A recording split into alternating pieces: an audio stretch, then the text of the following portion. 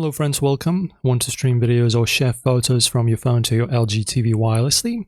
It's super easy whether you're on Android or iPhone. I'll walk you through all the simplest ways to do this. First, make sure your phone and LG TV are on the same Wi-Fi network. It's a must for wireless connections. Open your TV settings, go to network and confirm it's connected.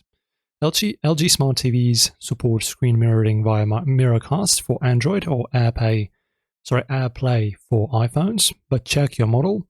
2019 or newer TVs handle AirPlay best. Got an older TV, you might need a third-party app like MirrorMaster, but let's try built-in options first. For Android users, head to your phone's settings, connections, or display, then cast or screen mirroring. On your LG TV, press the home button, open screen share from the menu and enable it. Your phone should list your TV, tap it to connect. Accept the prompt on the TV and your screen mirrors instantly. I streamed a YouTube clip this way, no lag, crystal clear. If it doesn't show, restart both devices. On iPhone, swipe down to open the control center, tap screen mirroring icon. It's two rectangles overlapping. Pick your LG TV from the list.